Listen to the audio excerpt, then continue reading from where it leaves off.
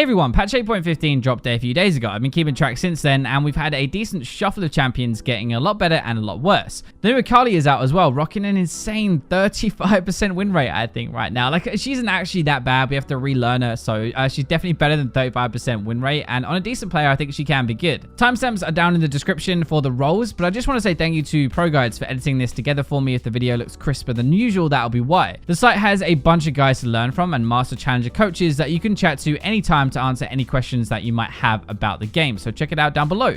So these AD carry changes didn't do a whole ton for us actually. They made everybody a bit stronger it seems, but they didn't shake it up at all. Just everybody's win rate went a little bit up. Jinx is the first one that I want to talk about. She used Storm Razor already and now it is cheaper, which means it's even better because you're going to get to your Runins and your Infinity Edge much quicker. That is better because you actually have some synergy with Storm Razor, right? It's a guaranteed crit for your rocket, and when you get your Runins, that is going to be 3 rockets that are guaranteed to crit. It's actually a bit different to other crit champions as well. You are not that weak early game compared to other crit champions are actually insanely strong. So if you get a gank or if you manage to get a few kills, if you have a good support, with that lead, towers are going to melt down because of your minigun, which means you get more gold and more items a lot faster than others. You also have your reset in teamfights, which means you're going to mop up more kills on average and snowball even harder. It's also very easy to play with the reset and harder to shut you down. Jhin is the other one I want to talk about. He is so fast with Storm Razor now. He runs around like a madman. You're going to get to your other items quicker as well, which is important for Jhin because he has really good synergy with his Infinity Edge. Obviously rapid fire cannon for the long range hit as well. He's got a decent lane phase anyway, which is good for the meta. You can push pretty well and can kind of contain the enemy AD. I think Jhin might have like some of the better synergy with damage supports as well, like a Zyra. That lane is really powerful and you're almost guaranteed to get a kill. Last thing, you've obviously got your 4th shot and your Storm Razor, which together seriously hurts. So you actually have a good amount of damage, and there aren't many tanks in the meta either, which are going to block your damage. Other two that I think are worth a mention, Misfortune. The game is still very lane focused and Misfortune is a beast in the lane phase. You also have this kind of assassin-y build with Dark Harvest, Storm Razor and Dustbait, and you get those items a bit faster and it's so much fun. Draven also gets to 2 items faster now that Storm Razor is a lot cheaper, and that's important because once you get to 2 items, your damage goes through the roof and you heal for a ton more. You become very difficult to play against, and obviously you snowball harder with your passive. Now if you don't actually want to play AD carries, I've got a couple of bot laners, I would call them. I know some people call Quinn an AD, but she is not an AD carry, okay? She is, however, even better than before this patch after her nerfs. This is crit Quinn, by the way, when you play her bot lane. The nerfs didn't actually matter that much at all because you have a support there to help you through, so the base armor is not really a massive deal and neither is the passive damage. Bot lane Quinn rushes crit and then nukes insanely hard after that, so we shift her power from basically like early to mid to late game. Your blind is also just insanely overpowered versus AD carries, but because she's so versatile, because she can roam and then output good teamfight damage now with this build, she really does work.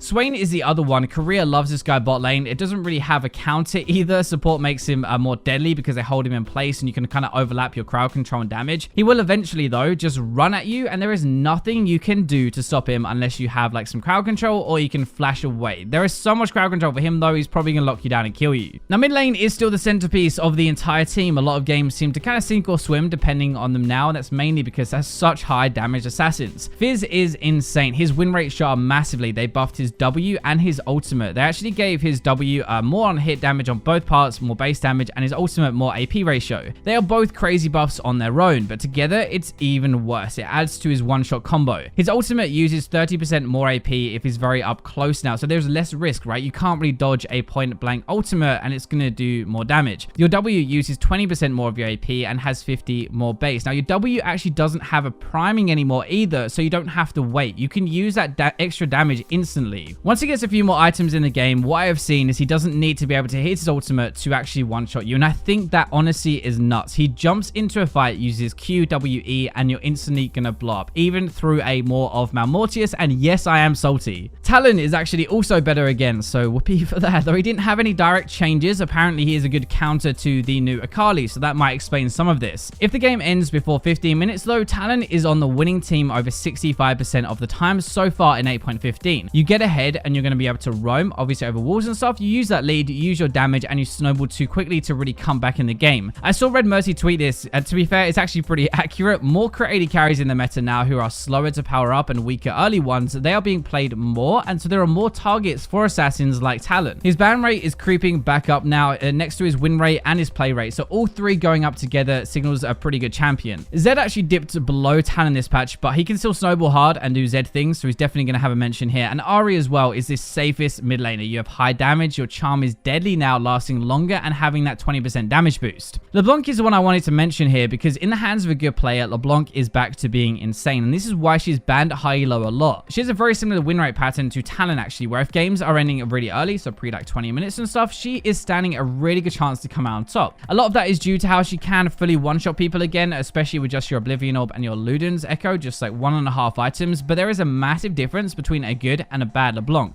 Obviously, the big jungle story is the Lee Sin buffs that came through this patch, buffing his Q. Kindred is also actually a bit worse now. So let's talk about Lee Sin's Q buffs. It should be a lot worse for early clear speed, and you're actually probably going to notice that you kill things a bit slower, but then mid to late game, it's a lot better to actually kill champions. If your second Q is used when they're below half health, it is a good chunk extra, and it scales much better with more AD now if you have a full AD build. It's a bit more even throughout the game now. You don't have as hard a fall off because it's scaling with your items, and it's not scaling with the enemy champions player like their health pool. So what that means is a good Lee Sin player is going to be winning a lot more now, honestly. You'll be able to find people alone and think kind of like a Kha'Zix. You put your first Q onto them, you ultimate, and then you use your second Q, and it's kind of a one-shot combo. It is best to go more AD now because of the scaling and stuff though. Deadman's is still decent because it does add to the damage and make you a bit tankier. Sterix is also okay, but you do want to build damage and not tank. Nocturne is a bit different because he actually isn't the greatest early game, but then you get level 6 and you'll be able to take over and just roam with your ultimate constantly. The ultimate vision denial is so long now and damage is so fast in the meta. It's a really dangerous combo because somebody is probably going to be dead by the time it's over. You have amazing counter ganks as well. You don't have to be in the right place, which means worse players are going to be winning more with Nocturne than they would with somebody else. You can actually carry though, especially if you build Duskblade and Stormrazor together. It is a true assassin one-shot potential. Final thing I want to mention is the Celerity rune and the speed from your Fear that you get. It is a really good boost to your AD, especially while you're on your Q actually. And also presence of mind, another rune, is 10% off your ultimate cooldown on every takedown. Evelyn's damage is also insane, and you can burst and like your ultimate kind of lets you get out, but you're actually a proper like carry assassin in this meta. Graves is also an amazing carry champion in a bit of a different way. He doesn't burst you, but he just doesn't die and slowly kills you. Needs a little bit more time in the game to actually do it though. So Dark Harvest Shaco is the one I want to talk about. He's also very good this patch and makes him scale a lot better at the same time. The old Shaco was a monster early game, but now it's kind of like if you get a few items, you nuke them down because your kit works with items better. So far in 8.15, for example, you get a Duskblade as your first completed item. If you complete that, you stand a 57% chance to win the game. That is crazy high for just one item. The support role obviously did shift because of the AD carry changes, but also the potion changes. Starting with 2 now instead of 3 means that poke and hard engage is kind of easier to pull off. Rakan is going to be better with the AD shift actually, and Ziggs Herald really. Ziggs is really good for auto attack, especially crit based AD carries, as it does 50% of their auto as bonus damage over 2 seconds. So for a Misfortune or a Jhin or something, that is not going to do very much because they don't auto attack very often, but with a Caitlyn who is auto attacking all the time and critting for a ton, that is a massive amount of damage, and that's just an item. Like, you're a great engaged champion, you can do a lot of damage yourself, and versus crit AD carries as well, he will have an easier lane phase. Alistar has actually gotten much better though so far, and probably a combination of things, but it's a lot of immobile targets that you can get onto. Less potions, it means that if you engage and you burn them earlier, like, you're actually going to be able to repeat that a little later and get them down properly and probably kill them. He has a really solid mid game for his team fight, crowd control and engage though, and when he's ahead, towers do not exist to this guy, so he's great with any AD or team who has damage and is ahead. Korea use him a ton because of how many plays he can make. That is the main reason that you would pick him over anything else. Nami is still probably the best overall support though, because she can do everything. She can bully, crowd control, heal, do damage. Like, she is a complete package. Zyra is the best damage support I think you can play at the moment though, especially after the potion change. It's a lot harder to deal with the Zyra now because she will poke you down and you can't just hit it straight back up. I think Sona is my last one I want to talk about. It's bonkers at the moment, and actually it's just kind of Sona in general. The lane phase is so dangerous to play, which is why she isn't top tier, but gets to about 25 minutes in the game and she wins close to 60% of the games from the then in.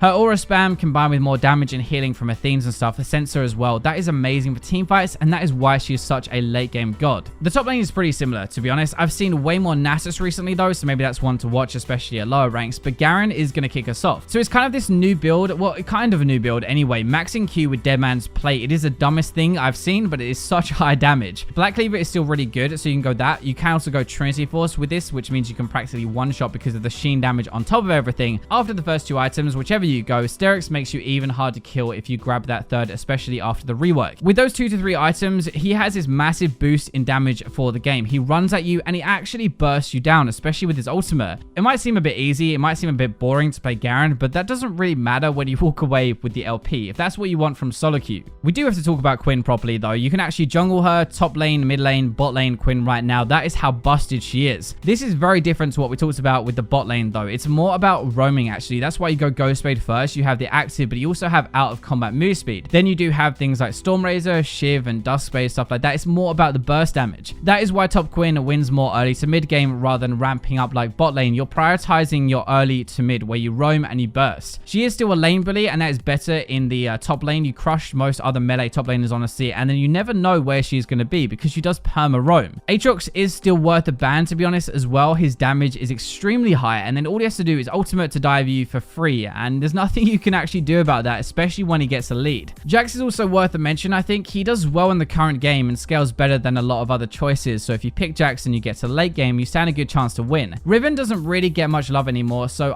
she is my honorable mention. If you can avoid certain matchups like a Quinn and a Garen, you can actually pop off. Obviously, I can't put a top tier if the other 2 top tier ones kind of crap on her, but you can show your skill. You can pop off, you can build full damage, you can nuke everybody and be more of a late game carry. There are a lot of reasons why you would want to play Riven. She is still a bit too hit and miss to place in the top tier, along with just getting crushed by others, but definitely not as bad as she used to be. That is going to wrap up the video for me today. Thank you again to Pro Guys for putting this together. It really does save me a lot of time, so remember to check them out down below. But as always, I will catch you in the next video.